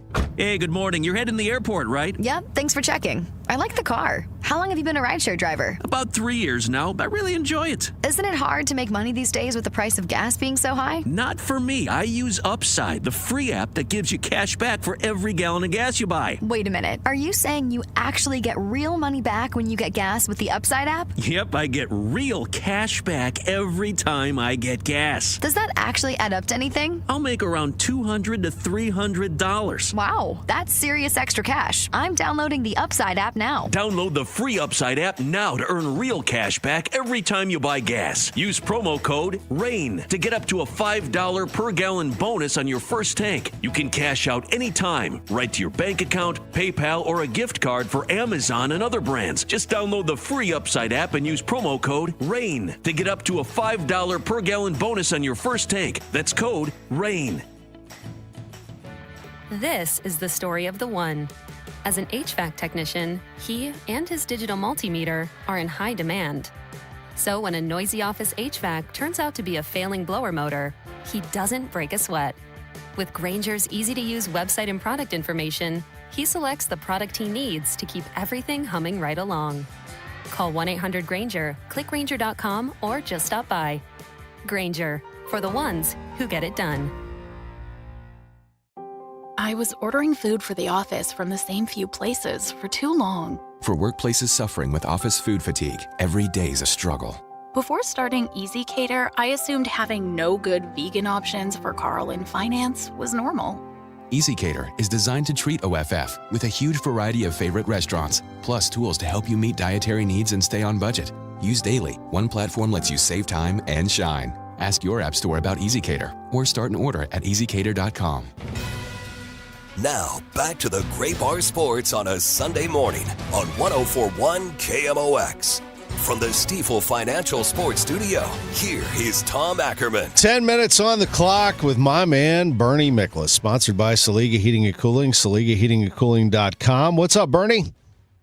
Been listening to a really good show on KMOX. It's been around a little while, called Sports on a Sunday Morning. I've been enjoying it. Well, thank you. Feels good to do it. Last week we were at the winter warm-up, and we had all Cardinals. We had a great time with it, but it is nice to get back to the rotation of Mizzou and Illinois and SLU and Blues, and then, of course, all that we do with the AFC NFC Championship picks. Who you got today? Broncos, Patriots, and then you got Rams, Seahawks. You know, I wrestled with both of them. I really like New England a lot, but I don't. Sean McVay has been pretty amazing in his career. You know me, Mr. Research. When he was at New Orleans, when his teams had to start a backup quarterback, I mean, they were 12-9 straight up, and against the spread for those who do that, it was 14-7. So he's had to deal with this situation many times, and they've done well. So I expect Jarrett Stidham is going to start for the injured Bo Nix. I expect him to play solidly, to play well, because that's what Sean Payton's background tells us. He's a great quarterbacks coach. But on the other hand, Mike Vrabel, this team he's put together, or he didn't put it together, but this team he's coaching, 8-0 on the road. They beat 3 or 4 good teams on the road. They're mentally tough. They're physically tough. Dre May, what I thought was interesting is that he got beat up in the Chargers game, but he stuck his nose in there and kept fighting and made some big plays. Then he was battling the inclement weather and the great Houston defense. And again, he had some fumbles. People are talking about, he's shaky. He wasn't shaky, man. It's just a tough game. First time he's in the playoffs. And the thing of it is, in both cases, he was at his best when they needed him to make a play. So this guy statistically was the best passer in the National Football League this year. So I look at Vrabel's record and what the Patriots are against the spread this year. I mean, just amazing record and stuff. I think they're going to win. I think it's going to be tight. I really do. I think it's going to be tight because I have that much respect for Denver. But I would take New England, and their defense has gotten much better. Their running game since the 15th week of the season is number 2 in the NFL. So they can beat you in a number of ways. Now, the other one, man, I don't know, because I think Seattle's ready to put a whooping on the Rams. But on the other hand, Sean McVay seems to have Seattle's number. And their defense does too. You know, they intercepted Sam Darnold, the Seattle quarterback, 4 times in the first game this season, and then 2 times in this late season game where Seattle won 38-37 in overtime. In both cases, the Rams basically blew the game. But Seattle is just on a rampage, no pun intended. And I don't particularly care for the way the Rams offense has functioned down the stretch. They were like 3-3, final 6 regular season games. They by their standards, they were really kind of sporadic and inconsistent. I think Matthew Stafford's hurt with that sprained finger on his throwing hand. So I think it's going to be Seattle, but and I know this is trying to sound like I'm going to have it both ways, but I'm not. I'm honestly torn about this game. But in the end, I'll take Seattle. Yeah, I think that's a well-said breakdown there. Seattle, and I've got Seattle and Denver actually winning this thing. I just have this feeling they're going to pull this thing out somehow, some way, you know, and I'm with you on the coach. I just think he's phenomenal. I really do. I thought, you know, when the line came out on this, at first it was Denver was getting 5.5, and that's been bet down to 3.5. So there's been a lot of money coming in on the Broncos. And like what I wrote the other day when I made picks, I said, I think New England's going to win, but I would bet, at that time it was 4.5. Now it's 3.5. I'm like, I think Denver can cover this game. I don't see a lopsided game at all. I think it's going to be really, really close. I'm looking forward to it. It'll be fun. And then the second half of our conversation, I wanted to ask you about Chaim. I just chatted with him. He sort of reinforced the thought that, you know, they're not in any rush to trade Brendan Donovan. They're in a very good position. They're listening to all of the offers for Donnie. Could they start the season with Donnie and wait until the trade deadline, Bernie? You think that's open? I think there's more of a chance in that I would have thought. You know, at one point, you know, I thought it was going to be close to 100%. Then I think I adjusted. I was asked on KMOX, one of our shows, and I said, 80%, maybe 75%. I think it's even lower now because Chaim Bloom's doing this the right way. You know, the fact that he values Donovan, there's no reason whatsoever to sell low on Donovan. I've advocated trading Brendan Donovan, but I think people sort of, you know, take that the wrong way. I think Brendan Donovan is a terrific Cardinal, and he's a really, really good player. And I think even in this rebuild, he's got tremendous value to the Cardinals. So if Chaim Bloom doesn't get what he wants, if he set a pretty high price tag, he doesn't get it, well, then he should hang on to Brendan Donovan. You don't trade him just to trade him. You don't settle. You don't settle for 75% on the dollar or 75 cents on the dollar. Or whatever analogy. You just don't do that. He's a guy that can help your team and help the young players. So, would it create a little bit of adjusting? Let's just say he's back. Well, J.J. Weatherholt's the third baseman if Donovan is the second baseman. I don't know what that means for Nolan Gorman because Alec Burleson is a left-handed DH. So if Gorman batted right-handed, you could play with that a little bit, but they're both left-handed bats. One thing is Lars Nootbaar, you know, if he's not ready to go at the start of the season, you could put Brendan Donovan in left field and Gorman could play, not every game, but him and Sajasi could play at third. And eventually, Tom, if let's just say Donovan stays, eventually this will swing around to Jordan Walker as well, because if Jordan Walker, you know, can't hit and he's having big time problems again, I know they want him to play because it is a rebuild year, but one way they could go, if it's kind of we're going to have to do something here. One way they could go is, Donovan in left, Newtbar in right, and then that would, let you have Gorman and Shajacy handle in third, with Donovan staying in second. Yeah, I got that screwed up. I'm sorry. I think you know what I meant, though. Yeah, no, totally. And they have some versatility there. They really do. It should be interesting to see how this all plays out. And as he said, for those of you that missed it, you want to go back and listen, he said he'd like to have some clarity here pretty soon. I don't think he wants to go into Jupiter not knowing one way or the other. It's either they're going to have him or they're not. Right. And right. And Newtbar's a wild card in this too, because what if they trade him? Then you don't have any traffic jams, because I screwed that up trying to explain it, and I apologize. But there's a lot of ways they can go. And listen, man, I think that I certainly, I'm not going to say it's going to happen, but I think there's a chance we could see Josh Baez up here after the All-Star break, which would further kind of give them additional options and choices what to do with the outfield. So it's kind of a fluid situation, but man, I got no problem with Donovan coming back. I trust Chaim Bloom. If he's not getting offered enough, I trust Chaim Bloom's judgment on that.